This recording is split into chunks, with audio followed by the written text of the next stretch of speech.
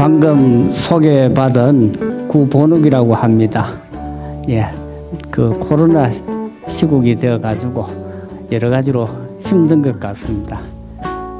오늘 제가 준비한 그 유인물을 통해 가지고 파워포인트를 통해서 간략하게 말씀을 드리도록 하겠습니다. 예, 인사드리겠습니다.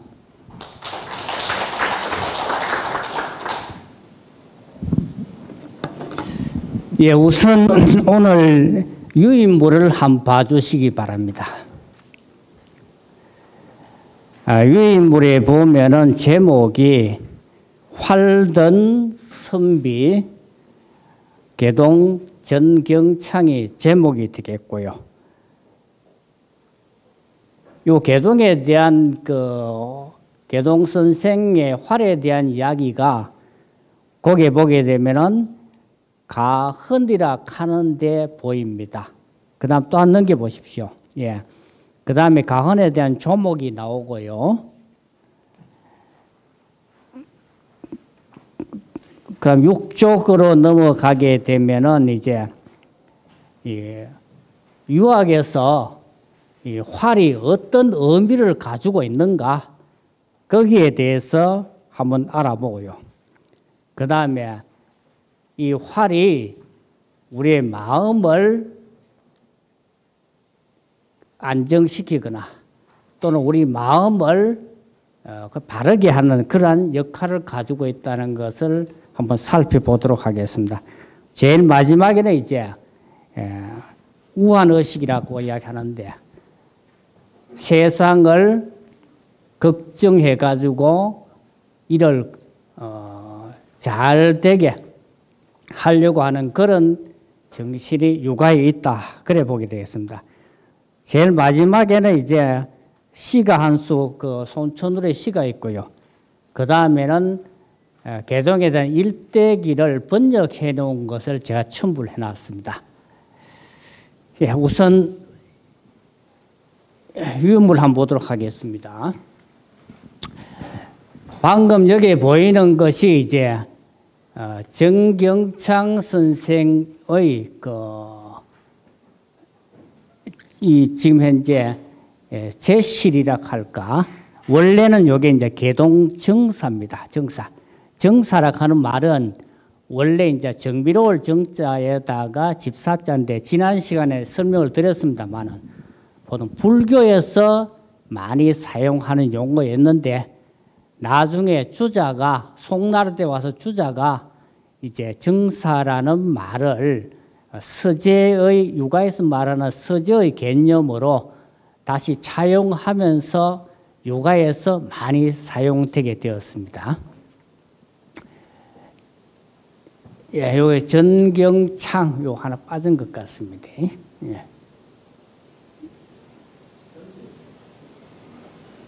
예.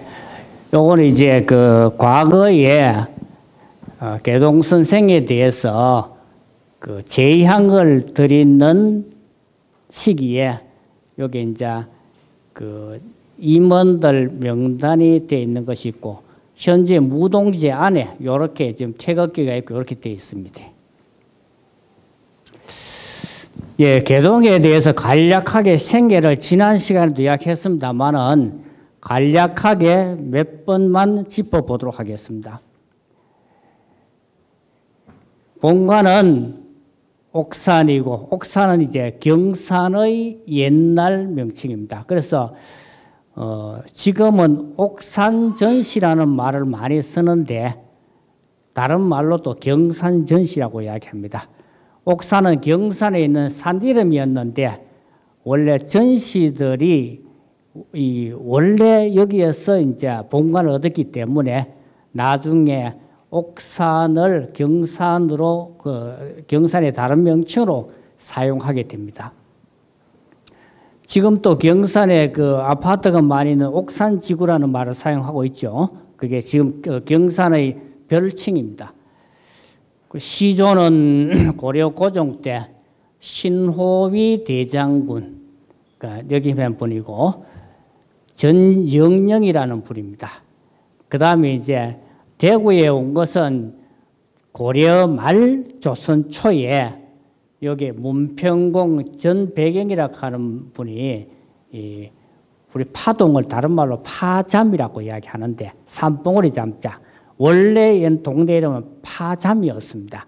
그게 나중에 파동으로 바뀌는데 이 파장에 입향을 했다. 계동의 부친은 그 장사랑이라는 직책에 있었는 전순이라는 분이고 모친은 김해송씨인데 보통 일반적으로 그 선현들 가운데서 부친이 일찍 타계하시고 모친 설하에서 성장한 분이 큰 학문이라 그걸 이룬 분들이 많지요. 그래서 이 계동이라 하는 분도 5살 때 아버지가 타계하시고 모친의 가르침을 받아가지고 크게 성장을 하게 됩니다. 우리가 역사에 보게 되면은 공자님이 아버지께서 일찍 타계하시고 어머니 설하에서 자라서 성인이 되셨고 그 다음에 우리 퇴계 선생님도 3살 때 아버지가 돌아가시고 홀로머리 아래에서 성장해서 큰 학자가 되었습니다. 생졸은 1532년에서 1585년 임진왜란 전에 태어나가지고 임진왜란 전에 54살에 타계하게 됩니다. 그 다음에 자는 계하라고 쓰고 호는 계동이라고 하는데 아까 번에 보였습니다만 이 계동이라는 말이 요게 신의 계자와 동적동자죠. 그 시대라 하는 말은 신천을 이야기합니다. 신천의 동쪽에 살았던 분이라 해서 호를 계동으로 사용합니다. 계동은 파동의 다른 명칭입니다. 다른 명칭. 파동을 옛날에 계동지역이라 그래 불렀습니다. 나중에 이제 문과에 합격을 하셔가지고 사헌부 지평 오품입니다. 오품에 관직이 있다가 타계하시고 나중에 사품인 홍문관 응교에 추정되시고 대구에서 2분이 퇴계 제자가 있는데 그 계동이 한 분이고 또 한 분은 그 인천 채시 최응용이라는 분이 있는데 2분은 이제 천안매부 지간이 되겠습니다. 그런데 이제 최응용이라는 분은 대구에서 강학을 했다는 그런 기록이 남아있지 않고 계동은 남아있습니다. 평가는 대구 지역에서 성리학의 스승이다. 제일 어뜸되는 분이다. 그렇게 평가를 받고 있고요. 영경서원이라는 게 지금은 없습니다만은 영경서원의 이 박묘락하는 말은 본 사당이 있고 그 다음에 지역의 향현을 모시는 사당이 있는데 그 향현사를 겹방자거든요. 박묘락 할 때 여기에 이제 박묘의 제향을 드렸고 묘소는 파동에 있습니다. 지금 무동지에 있는 뒷산에 있는데 조금 산 언덕이 높습니다. 요 뒤에 사진이 하나 있습니다. 그 무동제락하는 제실과 유적비가 있다. 요게 이제 요게 무동제 옆에 있는 요 지금 현재 유적비가 있습니다. 계동 선생 옥산 전공 유적비 요로 되어 있습니다. 근데 대구 지역의 최고의 선생입니다만은 이게 신도비라는 이름을 사용하지 못하는 것은 관직이 신도비라는 말을 사용할 때는 주로 이품이 되어야 사용할 수 있는데 학문은 높지만은 품계가 이르지 못해가지고 할 때 고심을 많이 했는데 결국은 유적비라는 말로 이름을 정했습니다. 이 묘소가 있는데요. 어떻게 묘소는 옛날의 비석은 대부분 형태가 이렇습니다. 그런데 지금 현재 우리 대구 지역에 남아있는 비석 가운데서 가장 오래된 걸로 지금 판명이 되고 있습니다. 그래서 지금 현재 글씨가 거의 마모될 정도가 되어 있습니다만은 문집에 보게 되면은 2자 정도는 판독이 불가능한 것으로 나오고 있습니다만은 거의 내용은 기록이 되어 있습니다. 예, 그 다음에 이제 개동의 저술 가운데서 오늘 집중적으로 살펴보려고 하는 것은 가헌이라 하는 것이 22개 조항이 있고, 요게 가정의 어떤 법도, 그 다음에 또 보충적인 의미가 있는데, 가령, 요 명령할 영자죠. 이건 법헌자고, 가령이라 하는 게 14조항이 있는데, 가정의 기강, 이런 것을 저술했는 것이 남아있고, 요 내용이 보면은 제가 위인물에는 전문을 다 실어놨습니다만은 현대와 조금 덜 맞는 경향도 있는 것도 몇 개가 있습니다. 그 시대 사회이기 때문에 그런데, 그러나 오늘날 이것을 보아도 상당히 의미 있는 것이 많이 있는데 그것은 다시 살펴보도록 하겠습니다. 그 다음에 이제 부록편에는 뒤 사람들이 한 만사는 추모시인데 이게 33수가 있고, 그 다음에 제문은 14편인데 사람은 20명으로 연명으로 한 제문이 있는데, 현재 조선 말까지 남아있는 만제문 가운데서 가장 많은 제문이랄까, 가장 관리와 학자들 제문이 많은 것으로 지금 나타나고 있습니다. 관련 자료가 주로 이제 이게 문집이 있고, 개동 선생 문집이 있고, 과거에는 여기 석체례라 그래서 제사를 지낼 때 사용했던 여기 이제 시독이라든지 임원 명단 같은 걸 기록해 놓은 게 있고요. 요거는 제를 지낼 때 홀기, 사회자가 보는 홀기 순서에 대한 기록이 남아 있습니다. 예, 가헌을 보면은 첫 번째 한번 보겠습니다. 가헌은 내용 가운데서 제일 먼저 이야기하는 것은 부지런하고 삼가함으로 가정의 법도로 삼고, 그 검소하고 후덕함으로 가정의 풍속을 삼는다. 요게 첫 번째 가헌입니다. 요는 한자는 뭐 옆에 같이 붙여 나왔습니다. 이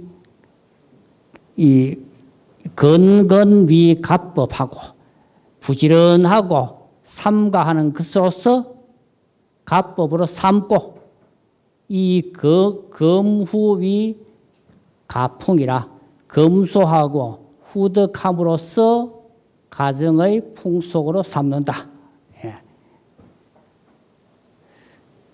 예, 그 다음에 두 번째는 가운데 효도와 형제 간의 우애를 돈독히 하고 제사를 근엄하게 드린다. 원문은 뭐 해석하지 않겠습니다. 과거로 가면 갈수록 제사에 대한 정성을 많이 기울이죠. 제사라 하는 것도 우리가 조상님을 섬긴다는 뜻도 있지만은 그 의식을 통해 가지고 자신의 행동이나 생각을 바로잡는 그런 의미를 가지고 있습니다. 제사를 통해 가지고 쉽게 말하자면은 오늘의 아버지나 어머니 또는 조상님이 돌아가신 날이 생각하면서 자신의 흐트러진 것을 바로잡는 의미를 제사가 가지고 있다는 겁니다. 그래서 제사를 보통 기제사라 하는 말을 사용하죠.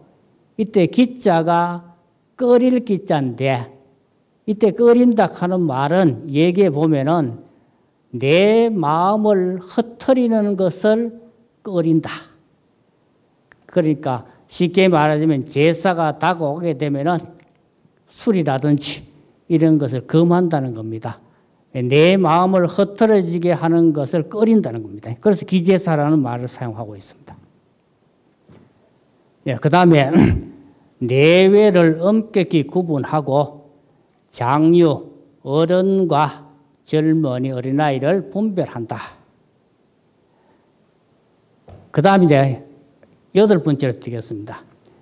100년의 계획은 어릴 때 있고 1년의 계획은 봄에 있고 하루의 계획은 새벽이라고 하는데 요새 이제 인시에 있다. 100년지계는 제어소하고 1년지계는 제어춘하고 1일지계는 제어인이라. 이건 명심보감에는 문구는 조금 다릅니다만은 그대로 다시 나오고 있죠. 명심보감에는 그 100년지계는 제어유, 어렸다, 제어유라고 나오고 있습니다. 문구는 조금 다르지만 의미는 같습니다. 그러니까 사람은 모두 어릴 때 어떻게 교육을 받느냐 또는 어떻게 교육을 시키느냐 거기에 따라서 인생이 달라지게 되는 것이죠. 이건 아마 이 말이 실로 맞는 것 같습니다. 요거는 인시락 하는 경우는 이제 우리가 옛날에는 시간을 12갑자에 의해서 나누다 보니까 인시가 나타나죠. 그 다음에 가흔 12번째는 망령되게 남에게 물건을 주지 말며 망령되게 남으로부터 물건을 받지 말라. 이 망령된다는 건 무슨 말입니까? 정상적이지 않는 물건을 주어서는 안 돼, 주서도 안 되고 받아서도 안 된다는 말입니다. 그 다음에 필부라 하는 말은 일반 평범한 사람들이죠. 필부들은 원수를 맺지 말라. 그 해가 이르지 않음이 없으니 심히 경계할지어다. 오늘날에도 상당히 귀담아 들어야 되는 부분이 되겠습니다. 명심보감에 보면은 그 원수는 외나무 다리에서 만난다는 말이 명심보감에 나옵니다. 항상 경계해야 될 말입니다. 그 다음에 가언의 14번째, 15번째는 술을 많이 마시지 말라. 그 다음에 또 15번째, 바둑과 장기를 즐기지 말라. 이런 말도 나오고요. 그 다음에 16번째, 매와 산양깨를 기르지 말라. 이래 놓고 그 밑에 주석 설명을 달기를 생각을 거칠게 하고 수고롭게 허비하여 자손들에게 크게 방해가 된다. 이렇게 이야기를 하고 있습니다. 매를 기르거나 사냥개를 기르게 되면은 사냥 가고 그런 일에 몰두하게 되겠죠.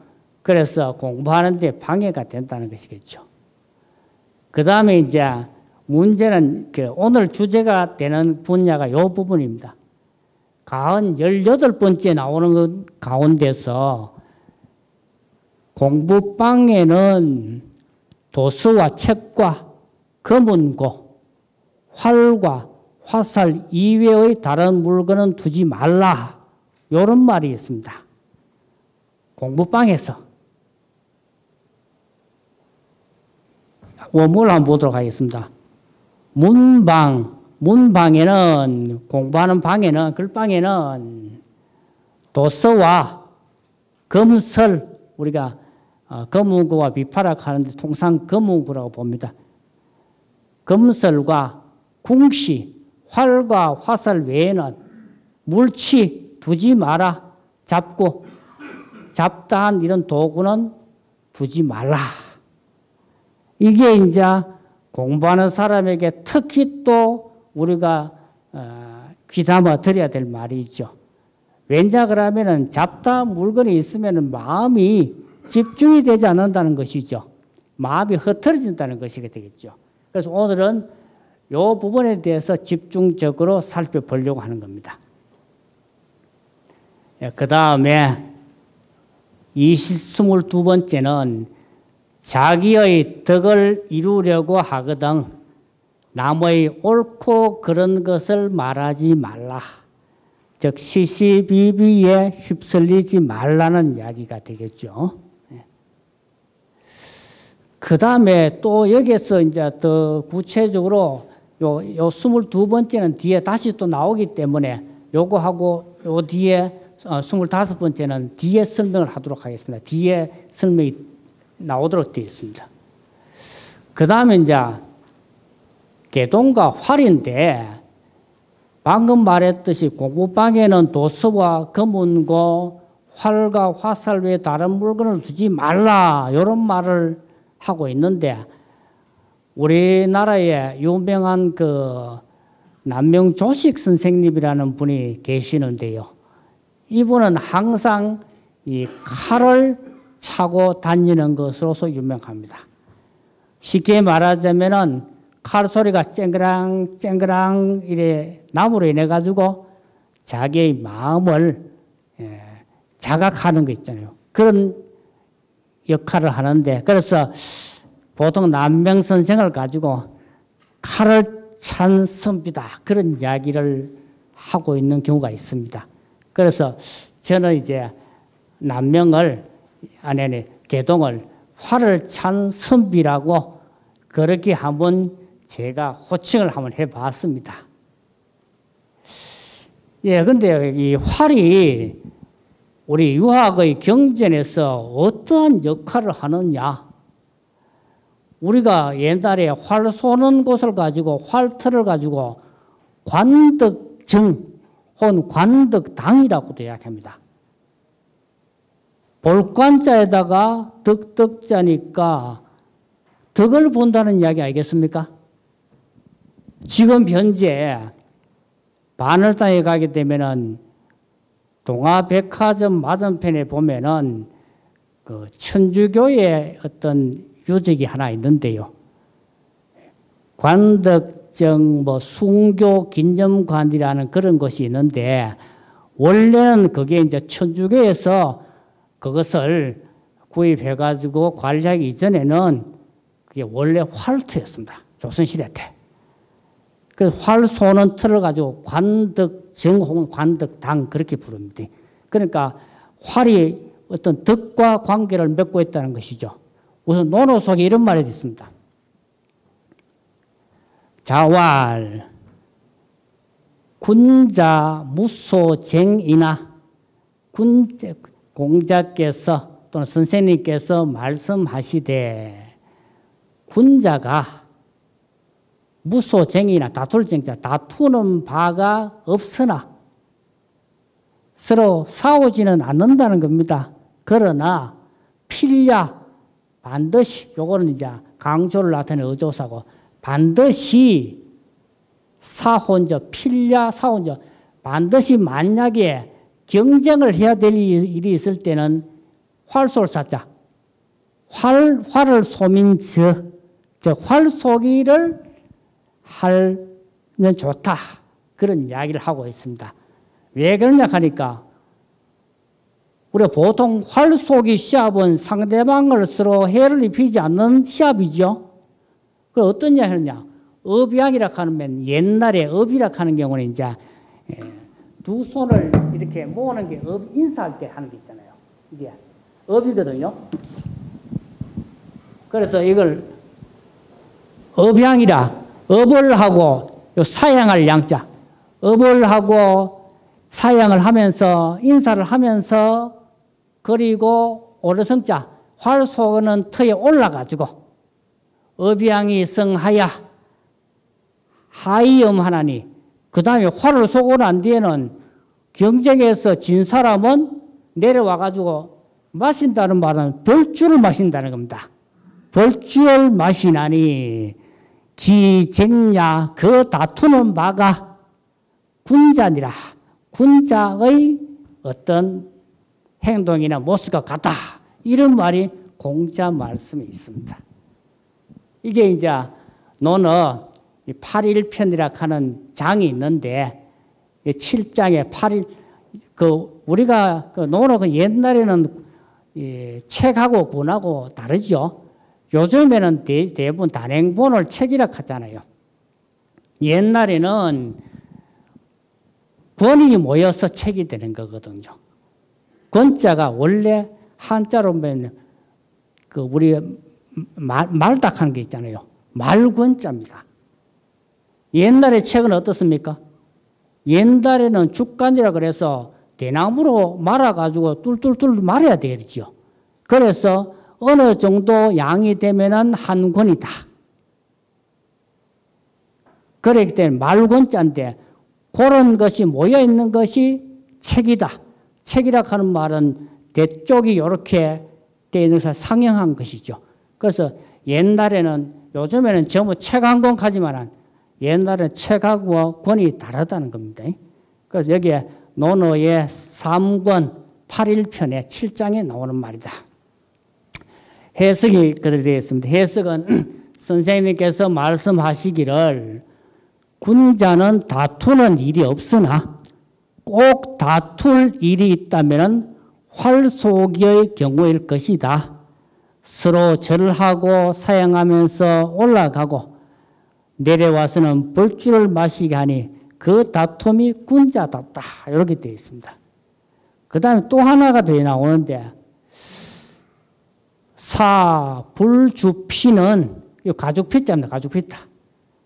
활 쏠 숫자 사자. 활을 쏠 때에 가죽을 주장할 숫자 주장하지 않는 것은 이 말은 활쏘기를 할 때 누가 가죽을 많이 뚫었는지 힘이 센지를 다투지는 아니하고 이렇게 하진 않고 요래하지 않는 것은 왜냐? 위 때문이다. 역부동관이 힘의 등급이 같지 아니하는 것이니 사람마다 힘이 다 다르잖아요. 그럼 활쏘기 해가지고 그 관역을 많이 뚫는 시합을 하게 되면 힘 센 사람이 이기겠죠. 그게 아니고 어떻게 정곡에 그것이 들어가느냐 그걸 본다는 겁니다. 그래서 사불주피는 활을 쏠 때 가죽 뚫는 것을 위주로 하지 않는 것은 사람마다 힘의 등급이 같을 동자 같지 않기 때문이니라. 이것이 뭐냐? 고지도이 아니라 옛날의 활 쏘는 도가 그랬다는 겁니다. 요거는 역시 8일편에 16장에 나오는 것이 이런 말이 나옵니다. 자, 여기서 이제 선생님께서 말씀하시기를 활 쏘는데 관역 뚫는 것을 위주로 하지 않는 것은 사람마다 힘쓰는 것이 같지 않기 때문이다. 이것이 옛날 활 쏘는 방법이다.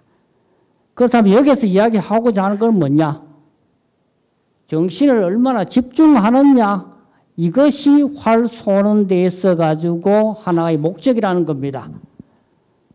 그래서 활의 덕은 첫째는 선비는 항상 정신이 깨어 있어야 된다는 것이 활의 목적이 되겠습니다. 항상 사람의 정신이라고 하는 게 항상 깨어 있어야 된다. 우리 정신이라고 하는 것이 어디에 있는지 모르죠. 우리 몸속에. 잠시라도 방심 뭡니까? 놓을 방자 마음심자. 마음을 놔버리면 마음은 내 몸속에서 달아나가지고 온 세상 구천을 돌아다니는 게 마음이라요. 그래서 이걸 붙잡는 것이 조심이라는 겁니다. 잡을 조자. 이 마음을 잡아야 되는데 모든 이런 성인의 글을 다 살펴보면 모두 다 마음을 잡는 것. 마음을 바르게 하는 게 그게 목적입니다. 그게 가장 기본이고요. 일단 사람이 마음을 바로 잡으려고 그러면은 첫째, 제가 지난 시간에 유학의 가장 중요한 4글자를 이야기하면 수기치인이다. 닦을 수자, 몸기자, 다스릴 치자, 사람인자는 다른 사람인자죠. 자기를 닦고 남을 다스린다 하는 요 네 글자가 가장 핵심인데 요걸 조금 더 쉽게 이야기하자면 숙이라고 하는 말은 나 자신을 컨트롤하는 것이 숙입니다. 그 다음에 치는 남을 컨트롤하는 것이죠. 유학의 기능 가운데서 가장 중요한 것 가운데 하나는 자기를 돌아보게 하는 것. 자기의 마음을 바로잡게 하는데 중요한 목적이 하나 있습니다. 유학을 공부하게 되면은 그런 것을 많이 볼 수가 있습니다. 오늘날 우리 오늘날 있는 우리는 참 종교가 참 많지요. 그리고 사람들이 대부분 종교에 가서 이제 종교에 가는 목적도 여러 가지가 있겠지만은 거기 가면 마음이 편안하다든지 마음을 좀 깨끗하게 한다든지 그런 측면도 이야기하는 사람이 있더라고요. 공자께서는 이제 그 제자 번지라는 제자가 어떻게 하는 것이 지혜롭습니까? 이래 물으니까 공경할 경자 경 귀신이 원지라 신을 공경하되 멀리하라 이런 이야기를 하고 있습니다. 우리 유가라 하는 말은 쉽게 말해 그 말을 조금 달리 이야기하면은 신 같은데 너무 의지하려고 하지 말고 자기 스스로 자기를 컨트롤하라고 하는 측면이 강합니다. 유가는. 예, 그래서 여기 해석도 물론 나와 있는데 첫째 인자 선비는 항상 정신이 끼어 있어야 된다. 이래 이야기하는 것을 성리학에서는 이걸 뭐라고 하느냐? 경이라는 말로 사용합니다. 경. 보통 우리가 육아에서 성리학에서 경 공부를 한다. 그런데 이 경이라는 말은 원래 공경할 경자 아닙니까? 그죠? 그런데 이때는 이제 단순히 공경한다기보다는 마음을 바로 잡을 경자로 봐야 됩니다. 우리 성리학이라고 하는 게 중국에서 처음 들어올 때는 당나라 때 불교가 선불교가 굉장히 발달을 했거든요. 이 선불교를 극복하는 과정에서 성리학이라고 하는 학문이 생겨나거든요. 그때 이제 불교의 선에 거의 같이 맞출 수 있는 용어가 경이라고 하는 말을 만들어냅니다. 경이라고 하는 말. 그래서 경이 뭐냐 그러니까 경을 설명한 가운데서 아주 잘 설명했다고 하는 게 이런 말들이 있습니다. 경이라고 하는 경의 자세를 유지한다고 하는데 여기서 이천이라고 하는 말이 호가 이천이고 이름은 정이라고 하는 분인데 송나라 때 성리학자입니다. 우리 성리학자 그러면 주희, 주자에 대해서는 가끔 들어보셨죠? 이 성리학의 원조쯤 되는 분이 이천입니다. 그래서 우리가 이기로이라고 하는 말을 처음으로 체계화시키는 사람이 이천입니다. 나중에 주자가 이것을 받아가지고 다시 종합을 하게 되고 그 다음 우리나라에 와서는 퇴계라고 하는 사람이 또 그것을 더 종합하게 되는 경우가 있는데 종합했는데 여기서 이제 보면은 경이 뭐냐 하니까 일어났습니다. 한자로 주일무적이다. 요 적자는 갈적자. 마음을 한 곳에 딱 집중시켜 가지고 간다 하는 마음이 흔들리지 않는다는 겁니다. 주일무적이라 그래서 정신을 한 곳에 집중해 가지고 잡념을 없애는 것. 가끔 우리 유학의 유적지에 가면은 요걸 주일제 이런 집이름이 있습니다. 요 주일 집제자, 주일제. 제락하는 말이 원래 보통 우리 선조들이 산소 밑에 있는 집을 제시라고 하잖아요. 이 제자가 원래 깨끗할 제자, 재개할 제자입니다. 쉽게 말하자면 조상님을 모시고 있는 아래에 있는 집이니까 내 마음을 깨끗하게 해야 되겠죠. 그래서 그게 제시라고 하는 거죠. 그래서 우리가 제사를 지내기 전에 목욕 재개한다 할 때 고제자입니다. 그래서 주일무적이다. 마음을 한 곳에 딱 집중을 해가지고 흩어지지 않는다. 이걸 가지고 기형을 잘 표현한 말이다. 요래 옛날 선유들이 우리보다 앞선 유학자들이 이야기를 해놨고요. 그 다음 또 이야기하는 게 이천이 또 한 게 정제음식이다. 정자는 가지런할 정자. 요 재개할 제자. 요때도 이제 가지런할 제자입니다. 음숙할 음자. 음숙 숙자죠. 정제음숙이라고 하는 말은 복장을요. 제가 옷 입는 것처럼 아주 복장을 단정하게 입는 것도 우리 마음을 바로잡는 데 하나의 큰 중요한 요인이 된다는 겁니다. 그래서 정제음숙이라고 하는 말은 자세를 바르게 하고 엄숙하게 하는 것. 다시 말하자면 우리의 복장도 아주 깔끔하게 입는 것.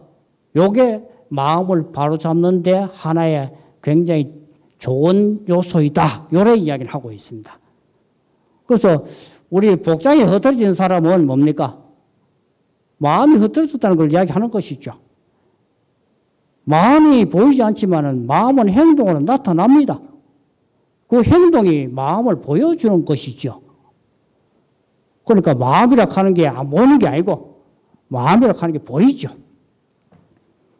그래서 단정한 복장을 하고 있는 사람은 우리 마음이 바른 경우가 훨씬 많다는 겁니다.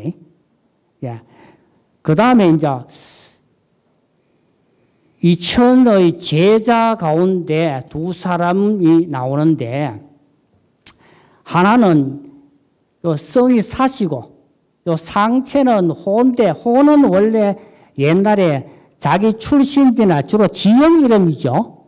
예, 이 상체라는 지방에서 살았던 사람이기 때문에 이분이 보통 사상체라고 하는데 이름은 사량자라는 분이 있는데 이천의 제자 가운데서 주자는 어떤 줄 압니까?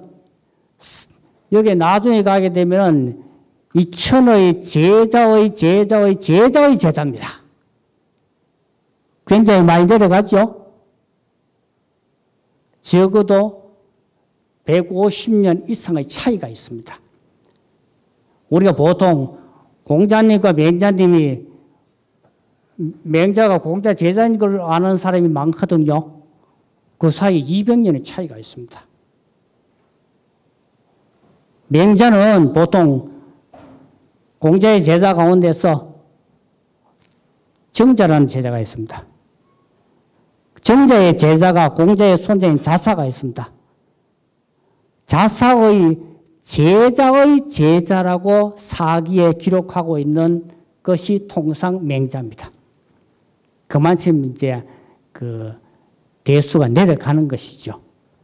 예, 그래서 이 사상철학 하는 분은 경이 뭐냐 하니까 상성성이다. 항상 상자에다가 깰성자. 항상 깨어있고 깨어있는 것이다. 무엇이?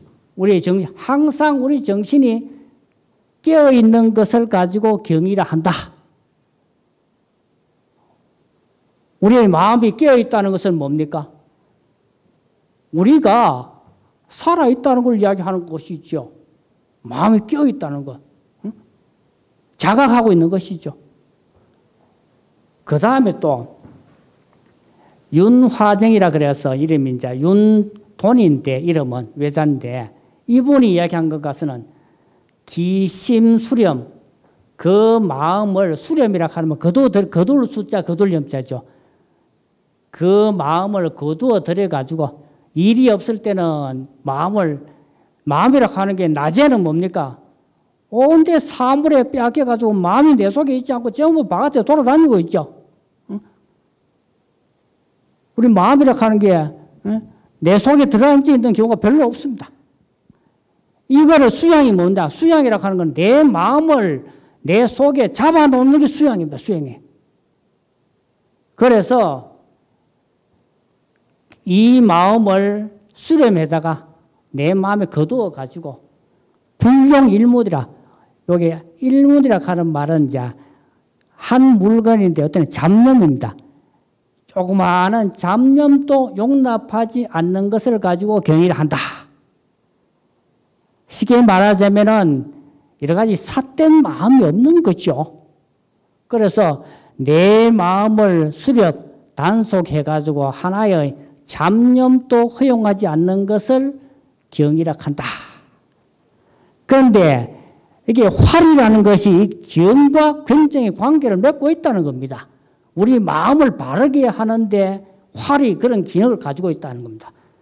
그래서 개동이라는 분이 공부방에는 책과 거문고, 옛날에는 예와 악이 항상 같이 있거든요. 그 다음에 활과 화살 위에는 두지 마라 하는 말은 공부할 때 그만치 마음을 바로 잡아가지고 경전이나 책을 공부해야 된다 이 말이겠죠. 그래서 요즘 같은 경우는 참 책상에 가지 잡다한 책들이 많잖아요. 또 요즘 사람들은 참 책을 옛날 사람보다는 여러 가지 이제 많은 서적들이 발행이 많이 되잖아요. 제가 아주 나이가 좀 젊을 때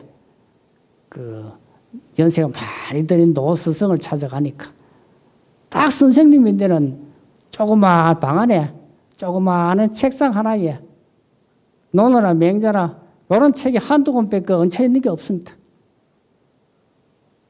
아무것도 없어요, 방 안에. 그래서 보면은 마음이 어디 바깥에 갈 데가 없다니까요. 그 책에 뺏고 마음이 안 가는 겁니다. 그래서 요즘 사람들은 책을 전부 사놓고 책이 그득하게 쌓아놨는데 옛날 분들은 그렇지 않더라고요. 그리고 그 책을 거의 외울 정도로 반복해서 읽죠.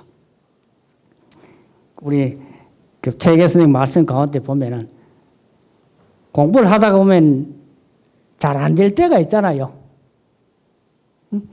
뭔가 참 아무리 책을 봐도 무슨 말인지 모르겠고 안 될 때는 퇴계 선생님 말씀이 그럴 때는 책을 덮어가지고 한 곳에 좀 밀어놨다가 시간이 좀 지나고 난 뒤에 다시 보라.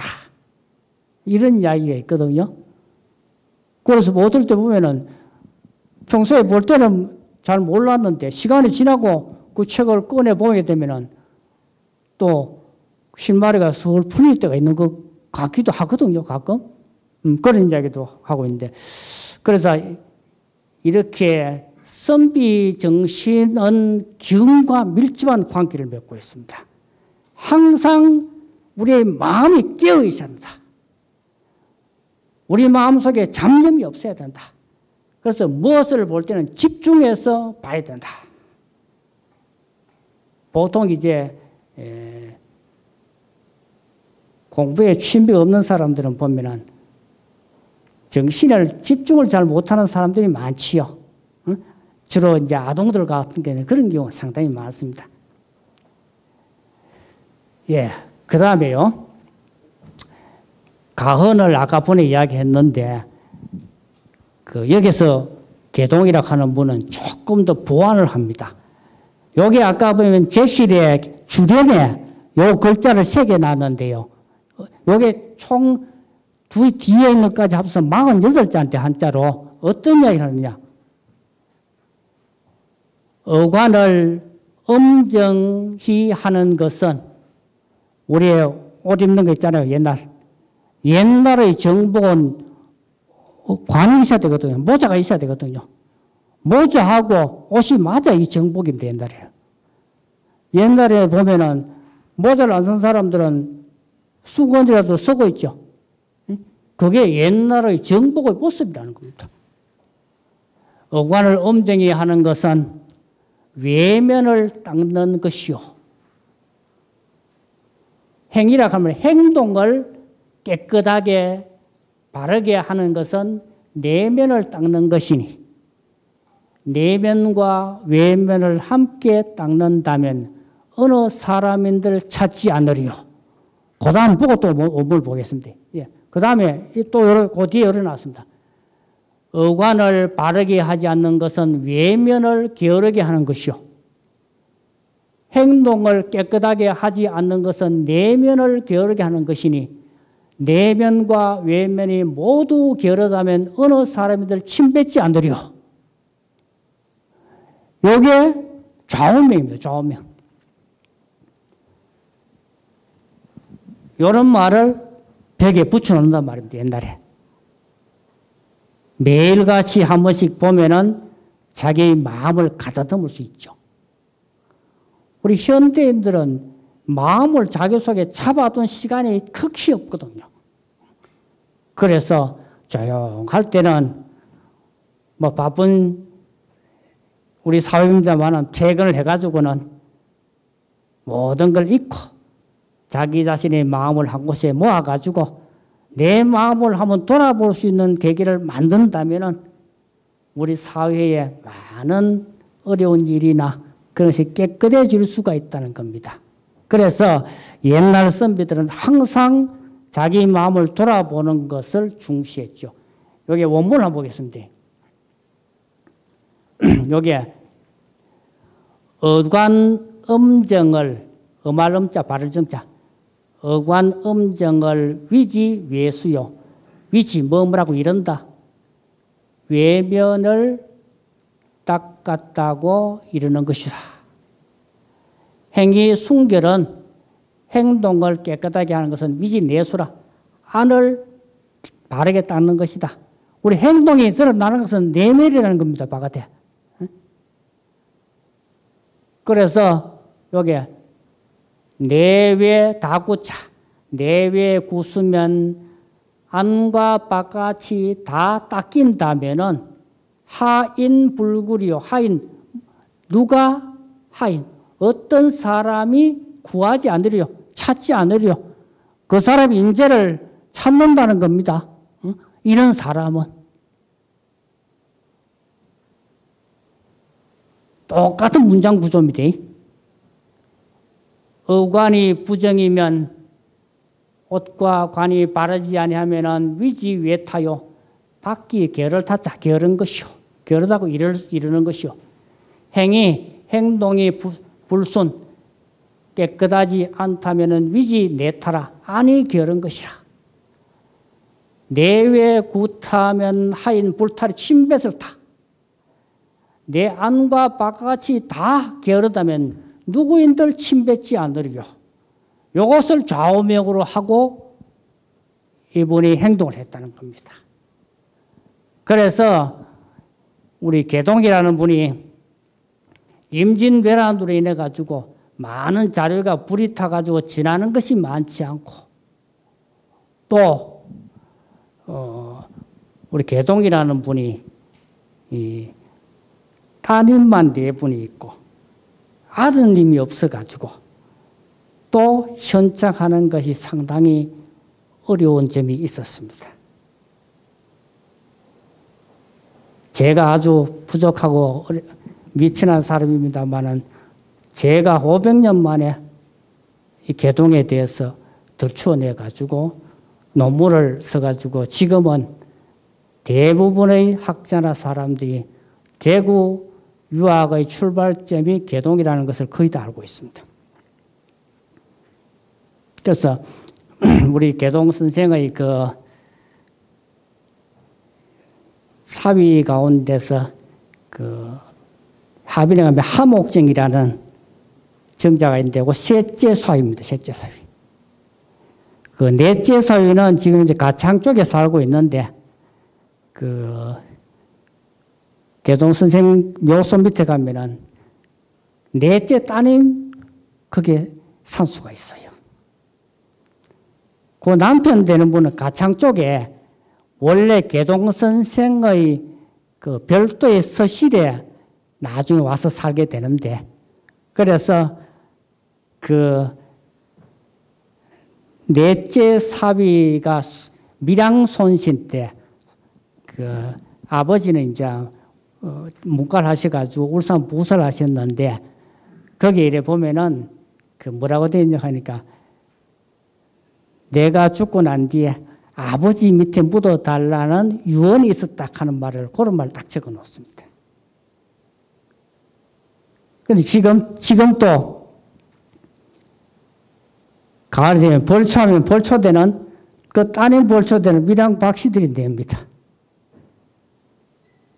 그래서 제가 이래 보니까 이제 뭐 그 당시에는 아직 양자 제도도 활성화되지 않았고 또 양자도 할 수 없는 입장이 되는 것이 지금까지도 그 집 형님 집에서 형님도 문과를 합격해가지고 전 응창인데 군수를 하셨는데 그분이 아드님이 4분이 계셨는데 임난 때 3분이 돌아가시게 됩니다.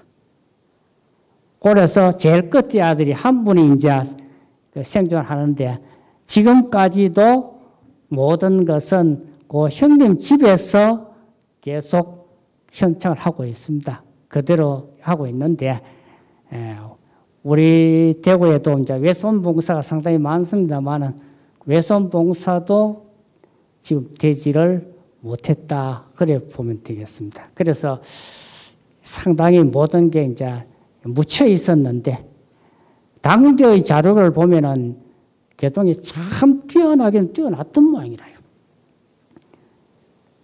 우리 대구 지역에서 가장 학문이 번창했다 그러면은 1530년대에서 50년대 사이입니다. 다시 말하면 퇴계 선생이 우리나라에 계실 때 우리 유학이 가장 발전했죠. 그 퇴계 선생님 바로 제자, 또 제자의 제자, 제전 제자 있을 당시에 우리 대구뿐만 아니라 어느 지역에도 크게 많이 발달했는 것 같습니다. 우리 대구도 그와 같은 경향이 있습니다. 그래서 요게 전부 다 나이가 글자 숫자가 48자입니다. 2, 4, 6, 8, 10, 12, 14, 16, 18, 20, 22, 24 두 개 합치면 48자지요. 요게 이제 그 여지도서락 하는 업지에 요게 기록이 되어 있습니다. 예. 그 다음에 이제 선비 정신은 또 도학을 추구해야 된다. 도학이 먼저 하니까 진리를 탐구하고 추구해야 된다. 이런데 개동 선생이 이제 그 행장에 보게 되면 제자인 모당이 우리 손천울이라고 그 수성구 황금동에 청호서원이라고 있죠. 이 모당이라고 하는 분이 참 대학자거든요. 모당이 첫째 기록을 많이 남깁니다. 기록을. 임진왜란 이후에 나이가 47, 8쯤 되는데 이번에 또 오래 사세요. 술을 내, 술을.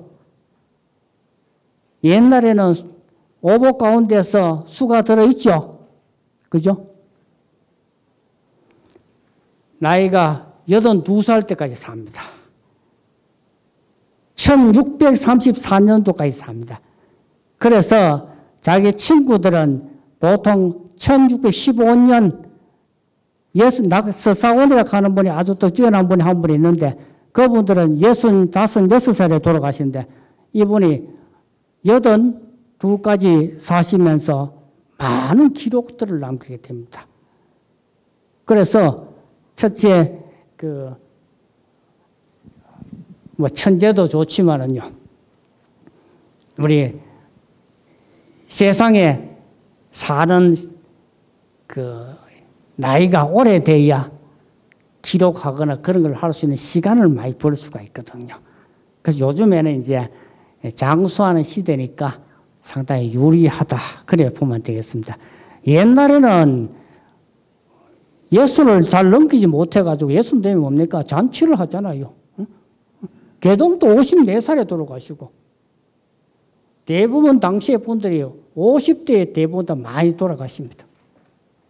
그래서 이제 젊을 때 공부할 때 모당이 늦게 깨달아 도의 뜻을 두고 만노지도 해가 늦게 깨달아가지고 도의 뜻을 두고 가야산에 들어가가지고, 이때 가야산은 성주 쪽입니다. 성주 쪽.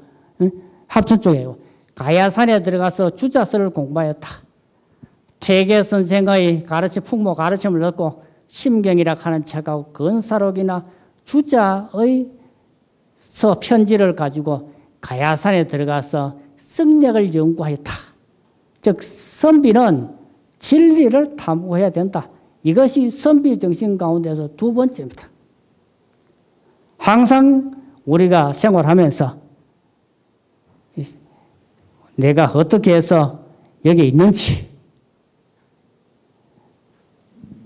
첫째, 우리는 우리의 삶을 잘 끊어볼 수 있어야 됩니다. 1년이 4계절 아닙니까? 일생을 나눠본다면은 지금 여기에 계시는 우리 선생님들 연세가 나가 지금 어느 계절에 와 있는지를 우리가 한번 돌아볼 수 있어야 되죠. 겨울에 있다면은 나의 삶이 나에게 주어진 시간이 길지 않겠구나. 내가 하나라도 더 좋은 일을 많이 해야 안 되겠느냐. 이렇게 자신을 돌아보아야 되겠죠. 여름쯤 있는 분들은 내가 결실을 어떻게 할 것이냐. 부지런히 열심히 일을 해야지, 공부해야지, 이렇게 생각해야 될 것이고, 이 계절을 4계절을 하루에 딱 나눠볼 수 있습니다. 그러다 하루에 24시간 가운데서 나의 삶이 지금 몇 시쯤에 가 있는지 그걸 자각해야 되죠. 우리 생명은 유한한 것이고,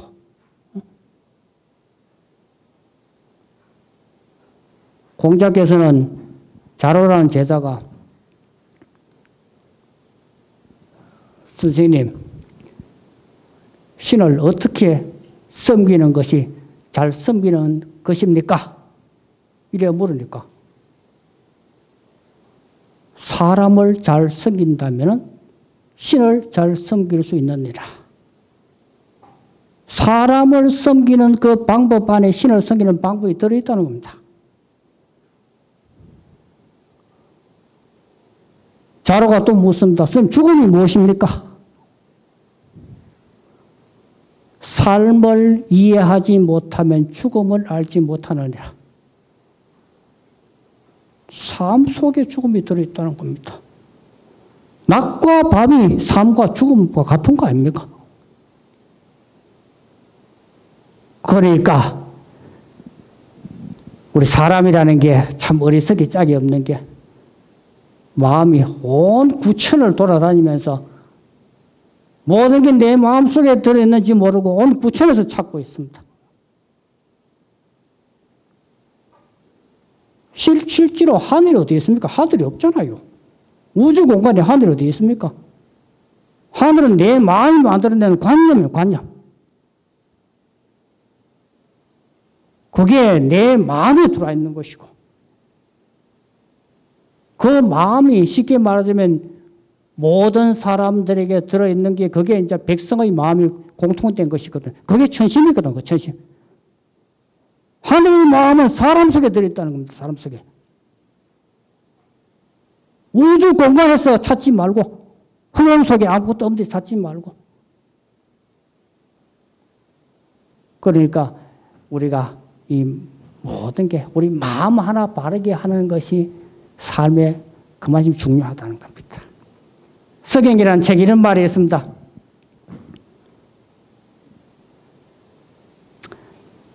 성인이라도 생각을 하지 않으면 광인이 되고, 광인이라도 생각을 하게 되면 성인이 될 수 있다. 우리가 보통 우리 종교에서 이제 이야기하는 기도 같은 거 이런 거 보면 결국 기도가 뭐겠습니까? 생각하는 거 아니겠습니까? 생각하는 거. 우리 마음의 생각이 중요하다. 그게 오늘 이야기하는 경의 정신입니다. 경의 정신. 예, 그래서 항상 이 참에 대해서 추구하는 정신이 있어야 된다. 너는 뭐 자장 같은데 이런 말이 있습니다. 그 자하왈 뭐 그저 박하기 독지하며 젊은이 건사면 인재 기준이니라 해석하겠습니다.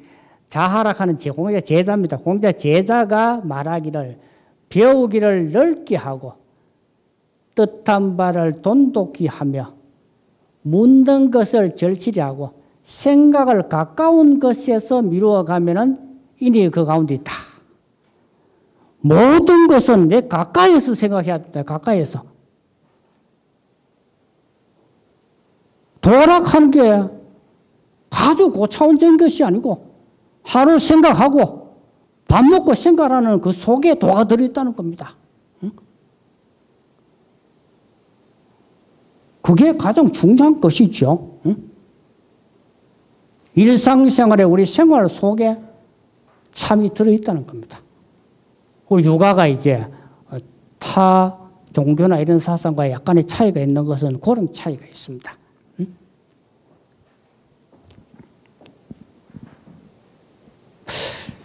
제가 안 그래도 저는 육아 입장에서 이제 말씀을 드린다면요.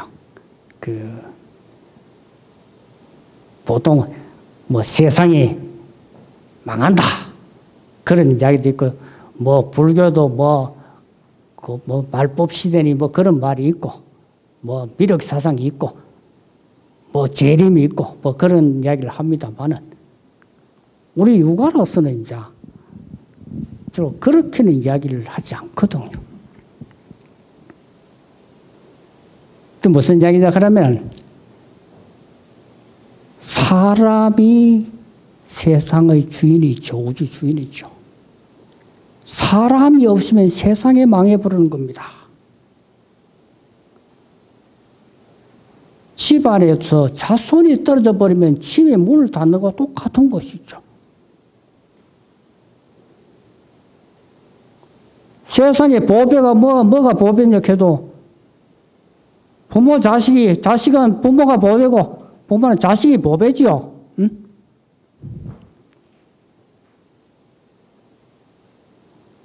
그래서 우리가 항상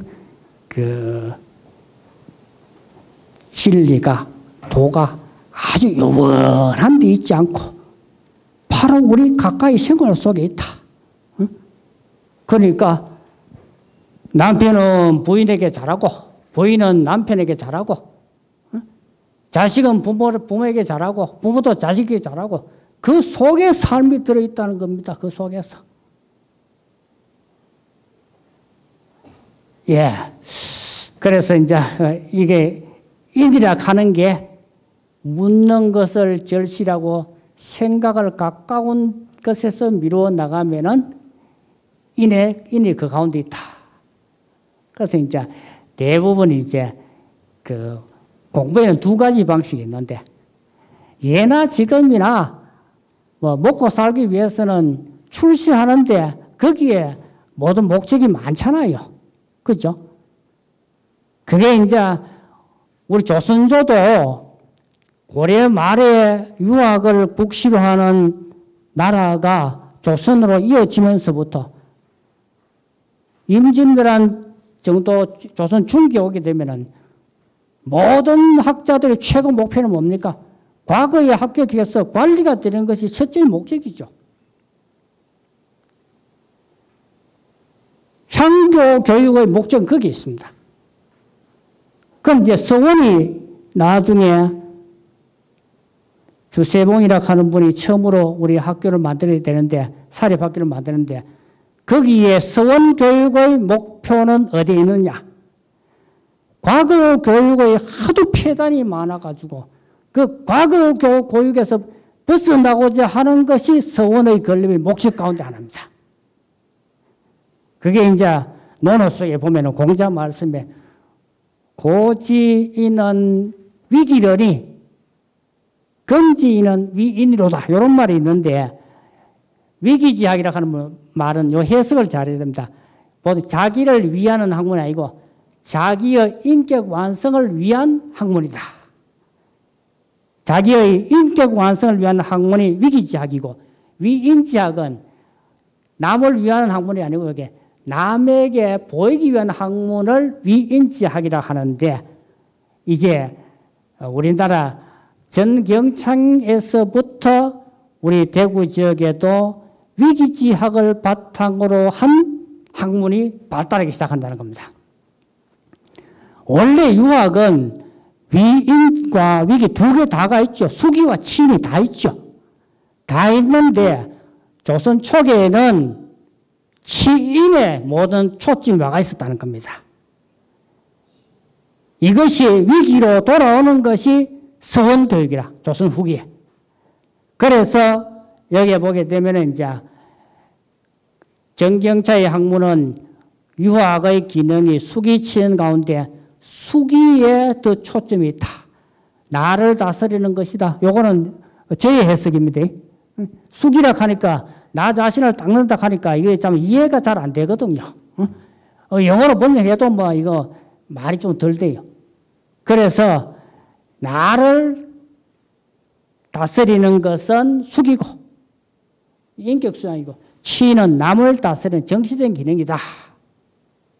그래서 이제 그 서사원이라고 하는 분이 달성서신데 그 개동은 1532년생인데 대부분 1530년생이 대구 유학의 1세대가 됩니다. 성리학의. 2세대는 주로 20살 아래인 50년부터인데 서사원은 1550년생이고 손천울은 1554년생이고 대부분 20살 그냥 부자지간 차이가 나죠. 대부분 개동은 자기 아버지도 친구입니다. 낙제가 원래 달성서시의 대종손이면 대종손. 대종손인데 양자를 들었어요. 양자를. 그러니까 자기 백부의 진사공에게 그 양자를 왔는데 자기 아버지하고 자기 바로 밑에 말고 그 밑에 그 숙부가 자진사생원시에 다 합격한 아주 대단한 학자들이에요. 그래서 모당에 써놨는 그 행장에 보면은 어떤 말이 개동의 행장에 어떤 말이 있느냐. 요거를 개동 문집에서는 요거를 삭제를 해놨는데 어떤 이야기냐 하면 낙제의 서사원의 호가 낙제입니다. 서사원의 아버지가 개동에게 찾아와서 개동정서에 찾아와서 하는 말이 자기 숙부하고 와가지고 하는 말이 우리 집에 바라는 것은 저 사원이 하나밖에 없는데 과거를 봐가지고 출세를 해야 되는데 자가 과거 공부는 안 하고 옛날 공부만 좋아한다. 이 참 큰일이다. 이런 이야기를 하니까 개동이 한참 하늘을 쳐다보고 있다가 그대도 여태 그런 이야기를 하느냐. 어째 세상에 과거 봐가지고 출세하는 그것을 최고라 할 수 있겠는가? 안 그래도 된다. 그런 이야기 하는데 낙제의 문제에 보면은 낙제가 그 위기지학을 추구하는 데는 개동의 영향을 상당히 많이 받았다고 적혀 있습니다. 그게 이제 위기지학을 추구한다는 겁니다. 그래서 그런 예가 이제 보이고 있는데 제가 이래 보니까 예나 지금이나 참 위기지학을 추구한다는 게 참 쉽지는 않는 것 같아요. 그러나 우리가 항상 이걸 돌아보는 게 중요하겠죠. 예. 그래서 이제 문제는 이제 위기지학과 출사가 있는데 개동이 위기지학을 강조를 했는데 나중에 나이가 많이 들어가지고 문과에 합격해가지고 과거에 합격해서 조정에 출사를 합니다. 자기 형님하고 조선 중기에 대구에 많은 학자들이 있는데 딱 두 사람만 문과에 합격을 하죠. 옛날에도 과거에 합격이 굉장히 어렵습니다. 3년마다 33사람밖에 안 뽑는데 옛날에는 초기에는 별시 같은 게 잘 없어요. 없어요. 과거 합격하는 게 요즘 시간 뭐 하늘의 별 따기입니다. 그래서 이제 문제는 이제 42살에 문과에 합격한데 이거를 자기 친구인 정사철이라고 하는 이분은 1530년생입니다. 이분이 정경창이 과거에 합격해가지고 벼슬길에 나가는 것을 뭐라고 부르느냐? 학우내사라. 요분이 썼는 제문에 추모, 시나 추모 글에 되어 있습니다. 학문 벽을 학자 능덕할 후자, 곧내자, 벼슬할 사자. 학문이 능덕해가지고 곧 벼슬하게 됐다. 학문이 번창해가지고 벼슬길에 나가게 됐다는 것이죠. 여기 논어 속에 이런 말이 있습니다. 논어 속에 자장이라는 친구가 사이 우적학하고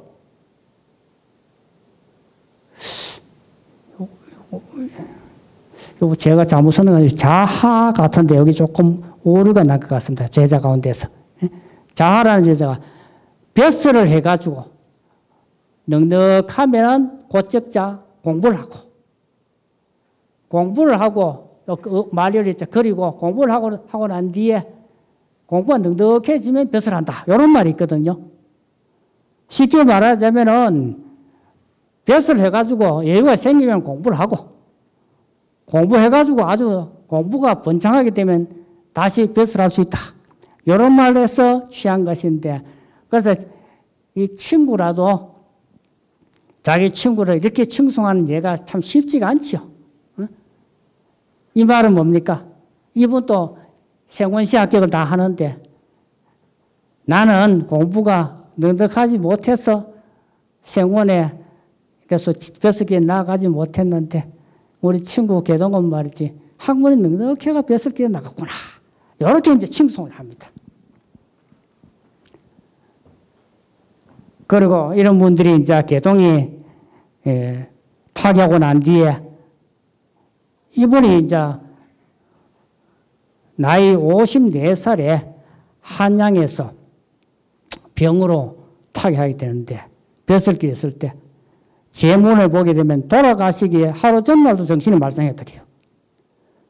그래가지고 음력 10월이니까 겨울이잖아요. 음력 10월에 돌아가셔가지고 운굴 해가지고 그 다음에 3월 달에 파동에 내려옵니다. 이 내려왔을 때 우리 대구뿐만 아니고 관리 수많은 사람들이 참 그야말로 나이에 비해서 관이 벼슬이 너무 차지 않았다. 그런 이야기를 하는 사람들이 참 많았거든요. 그래서 그거를 모당이 전부 정리를 합니다. 정리를 해가지고 나중에 임신되는 후에 영경서원에 가가지고 대구 부산학 관리들이 오면은 그 재물을 내가 보이니까 부사들이 그 참 대단하다 카더라 하는 말이 일기에 다 적혀 있습니다. 모당은 1601년부터요 34년까지 매일같이 일기를 다 써놨습니다. 그 일기에 나오지 않는 것은 대구에서 중요한 사항이 없습니다. 그 일기는 역사서입니다. 역사서. 그 지난 시간에 한번 말씀드린 적이 있습니다만 우리 대구에 경상감령이 온 지가 1601년에 경상감령이 오는데 연도는 아는데 몇 월 며칠 날 감령이 개설됐는지는 우리나라 어떠한 책에도 없어요. 실록도 없고 역사책도 없는데 모당 일기에 적혀 있습니다. 제가 2해 전에 음력 5월 24일, 양력 6월 24일이라고 하는 걸 밝혔습니다. 모당이 기록하고 난데 419년 만입니다. 지금 이게 이제 밝혀졌어요. 여기 모당 일기에 기록이 되어 있다는 겁니다. 그러니까 우리 선생님께서도 그날 댁에 돌아가셔가지고 일기를 쓰십시오. 제가 나이 35, 6살 때부터 지금까지 기록을 하고 있는데 상당히 괜찮아요. 뭐 그랬을 때 그걸 띠껴봅니다. 몇 월 몇십 날 누구가 어떤 대화를 했고 어떤 책을 주고받았고 어떤 대화를 했다 하는 게 간략하게 있으니까 안 그러면 어제 그저께 일도 잊어버리기 쉽거든요. 그래서 삶을 보람되게 하려면 일기를 쓰라. 그런 말씀을 제가 감히 한번 들어보겠습니다. 그래서 이 대학에서는 이걸 가지고 이제 수신, 제가, 치국, 평천하라는 말로 표현하죠. 수기침 네 자를 이렇게 확대합니다. 자신을 먼저 수양하고 난 뒤에 가지날 여자 집을 가지런하게 하고 집을 잘 꾸려가고 그 다음에 치국, 나라를 잘 다스리고 천하를 평정할 수 있다. 이런 말로 대학에서는 이것을 표현합니다. 그래서 선비는 수양과 동시에 벼슬길에도 나아가야 됩니다. 안 나아가는 게 선비의 도리가 아닙니다. 옛날 선비가 과거 안 본 선비가 없죠. 과거에 합격이 안 되니까 벼슬길에 못 나가는 거지. 그 자칫하면 왜곡이 될 수가 있습니다. 벼슬길에 나가는 것도 하나의 선비의 임무 가운데 하나다는 겁니다. 우리 사회의 여러 가지의 중요한 일을 맡아가지고 그런 역할을 해내는 것도 선비의 일 가운데 하나다. 수기치인이라 그래서 자기 혼자만 하고 자기 혼자 하는 것만은 아니다는 겁니다. 예, 그래서 이제 벼슬길에도 나아갔다.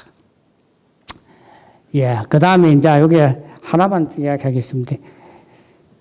교동에 여러 가지 말이 많습니다만은 만약에 공부를 이루지 못하고 공도 세우지 못하면 어리석인 사람을 면할 수 없다. 요 가언 열항이 나와 있습니다.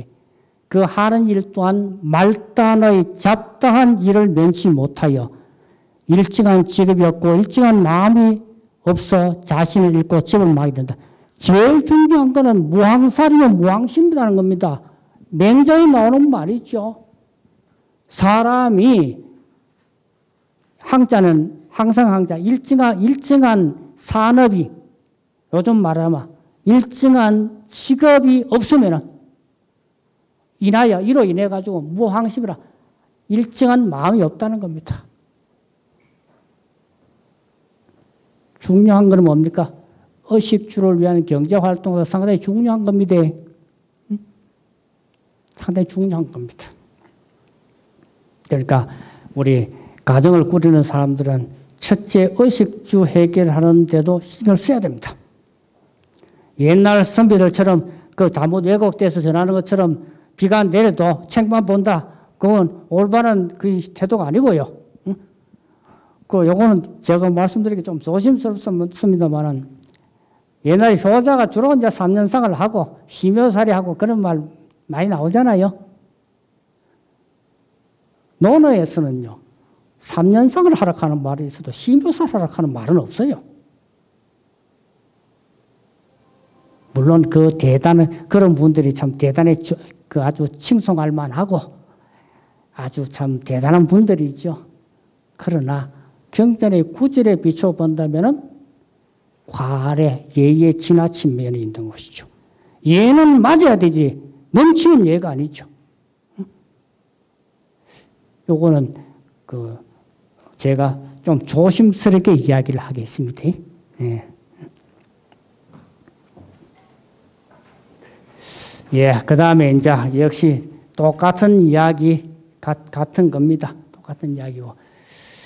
이제 넘어가도록 하겠습니다. 시간이 많지가 않아가지고. 군자가 논어 속에 공자 제자가 있는데, 자론하는 제자가 당시에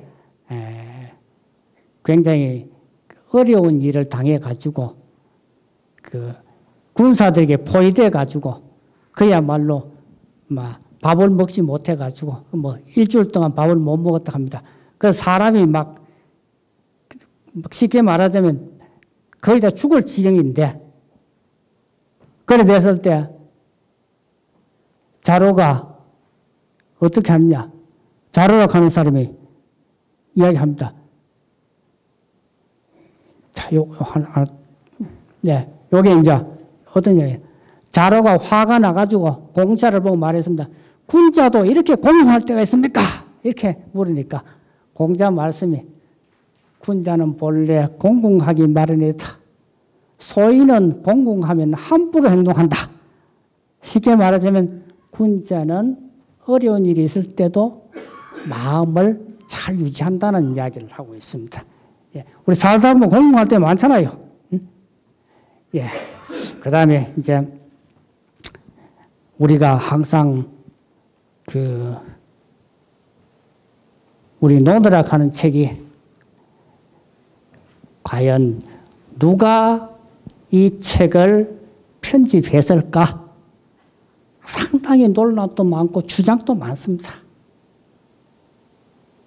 많은데 저는 원래 지난번 정이천이라고 하는 사람이 논어 속에 자자로 표시해 놓은 게 이설유자 유자라고 하는 말이고 요게 정자라는 말 정삼에 두 사람이 자자로 되어 있기 때문에 아마 정자의 제자들이 논어를 편찬한 것이 아니겠느냐 고래 이야기한 적이 있습니다. 저는 이제 생각하기로 이 정자라는 사람이 공자가 돌아가실 때 나도 24살 아주 젊었습니다. 그런데 이 정자가 당시에 공자의 평을 보면은 정자는 조금 우둔한 것 같다. 조금 멍청한 것 같다. 이런 평이 있어요.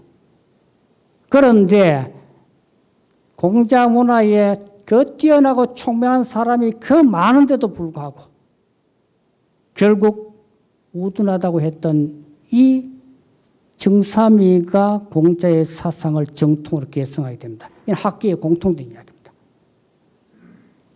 그런데 이제 정자 어떤 이야기 하느냐? 이런 이야기 합니다. 제가 논어 속에 있는 말 가운데 상당히 좋아하는 말이기도 합니다. 정자는 선비는 포용력이 있고 강인해야 할 것이니 책임이 중하고 길이 멀기 때문이다. 이거는 이제 공자의 사상을 자기가 전해야 된다는 걸 암시하고 있습니다.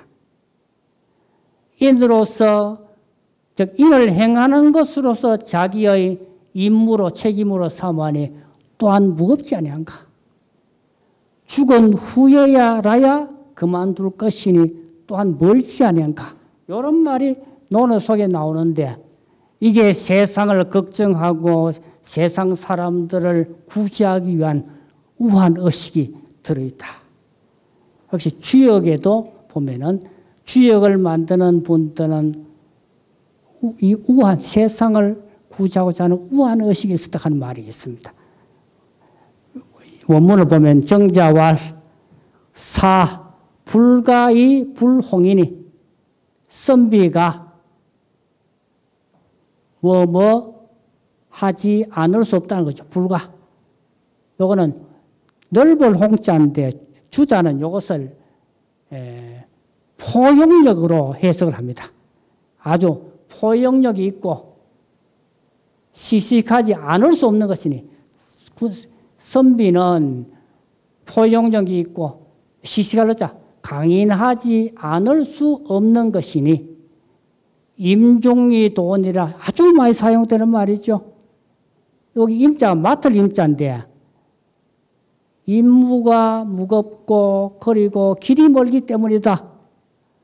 이때 요 임자가 보통 임무라는 말도 있지만 우리가 차이 짐 싣는 거 있죠. 짐 임자라도 이야기하거든요. 짐이 무겁고 갈 길이 멀다는 겁니다. 인이 위기민이 인으로서 인을 행하는 것으로 공자의 사상이 최고 인 아닙니까? 인을 행하는 것으로서 자기의 나의 임무로 삼을 것이니 또한 무겁지 아니한가? 아주 중하지 아니한가? 사 이후에 죽고 난 이후에 끝이 있자. 끝이야 그만둬야 될 것이니 불력호와 그 하지 않겠느냐. 또한 멀지 않겠는가. 이런 말 속에서 정자가 세상을 염려하는 것이 들어있습니다. 저는 제가 개인적으로는 정자의 제자가 공자 손자인 자사인데 이 저의 견해입니다. 자사를 중심으로 한 사람에 의해서 편집되지 않았겠느냐. 왜냐 하니까 논어 속에 정삼을 가지고 정자 선생님이라고 붙여놨으니까 그 제자가 기록한 거거든요. 그래서 아마 또 정자의 제자 가운데서 아마 문화에서 이 책이 나왔다 하는 것은 확실하지 않겠느냐. 그런 이야기를 하는데 이 책이 오늘날까지 참 전해 내려오고 있습니다. 가장 큰 저도 우려하는 것은 아직까지 한글로 된 논어책이 상당히 많지만은 내용을 전달하는 데는 좀 부족함이 많다. 그래서 어떠한 일에서도 그걸 한글로 번역이 되어가지고 대중화된다면 좋지 않겠느냐. 그런 생각을 제가 합니다. 제가 아주 젊을 때 논어 공부할 때 그런 생각을 했는데 이제 조금 저도 나가 몇 살이 먹다 보니까 그게 참 저의 임무 가운데 하나가 아니겠느냐. 뭐 그런 생각도 한번 해봅니다.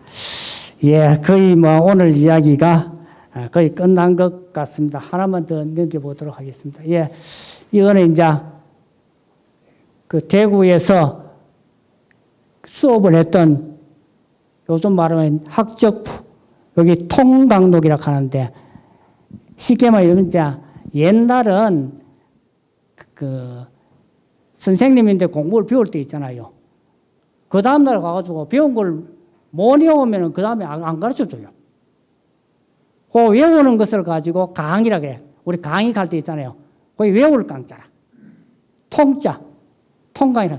외우는 것이 통과되었다 하는 걸 기록한 것입니다. 요게 1605년에서 1613년까지 기록이 108명이 기록이 여기 다 들어있습니다. 여기는 무슨 과목을 공부했는데 성적이 몇 점이다. 결석을 했다. 결석계를 냈다. 안 냈다. 사전에 냈다. 사후에 냈다. 그 다음에 또 어떤 경우는 꾀병으로 병을 칭탁해서 오지 않았다. 이런 것도 적혀 있습니다. 그래서 이게 발견된, 이게 지금 어디냐 하면 지금 보통 우리 옥골 최씨라고 이야기하죠. 원래는 법정동은 두산동이고 행정동은 지금 해안동인데 거기에 소장되어 있었는데 그 제가 2012년에 그 초소로 된 걸 정자로 해서 지금 학교에 보고를 해놨습니다. 그래서 이제는 가끔 책을 조금 농담 삼아 이야기하면 다른 책을 보면은 문제 것 때문에 자기 선조의 성적을 조금 높여놓은 게 다 이제 탈락은 났죠. 여기 이제 다 기록되어 있기 때문에. 예. 요게 이제 되어 있고요. 그 다음에 여기 이제 제목 껍데기고요. 요게 통강록이라고 되어 있습니다. 예. 요거 하나만 꼭 하게. 그 제자인 손천들이라고 하는 제자가 선생님이 돌아가시고 난 뒤에 추모 시를 보면 하나 해놨는데, 이래 되어 있습니다. 요거는 원본을 넘어가겠습니다. 요것도 두 수를 해놨는데, 계동의 북쪽과, 우리 파동을 계동 이렇게 했잖아, 그죠? 그 다음에 계동의 북쪽과 다행이 서로 이어져 있어. 이 말은 원래 손천울이 상동에 살았습니다. 상동에. 원래 일찍 손씨들이 밀양에서 대구로 입항하는데 그 손천울이 정조부터 들어오는데 이게 상동에 정착합니다. 상동. 지금 상동에 그 봉산서원이라고 하나 있죠. 예, 거기에 살았거든요.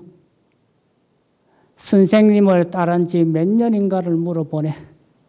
요건 진나라의 구름은 흩어졌다가 또 모이고 매양 오나라 달이 잊어졌다가 다시 회복함을 사랑하는데 요 말은 뭐냐 하면은 개동 선생이 과거 학교 가가지고 서울에 올라가 있으니까 만나고 싶으나 자꾸 헤어지고 또 나중에 영변 통판 영변에 그 통판 부사로 나가는데요.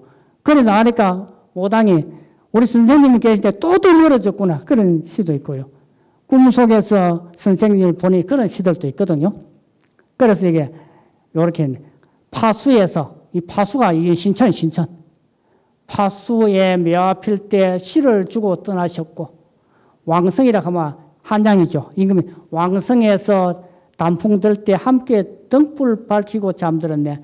모당이 과거 보러 한양에 올라갔을 때 같이 이렇게 잠잤다는 겁니다.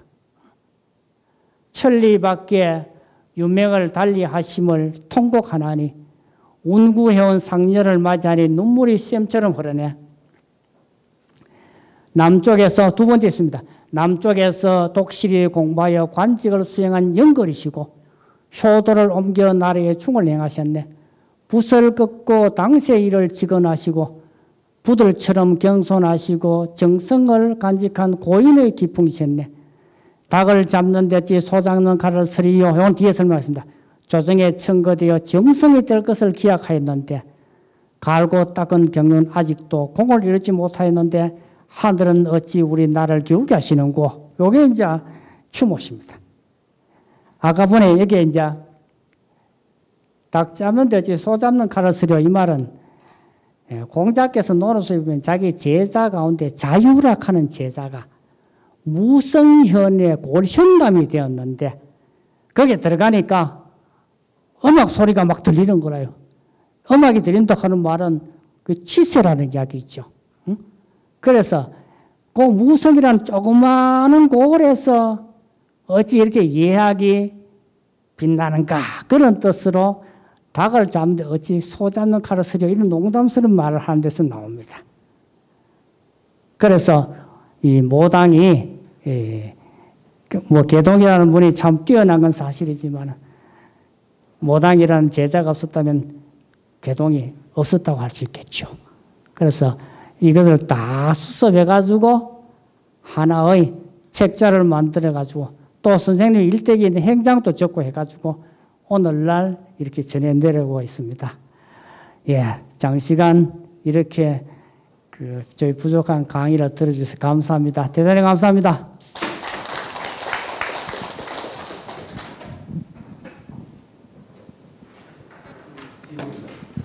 제가 그럼 질의 하나 드리겠습니다.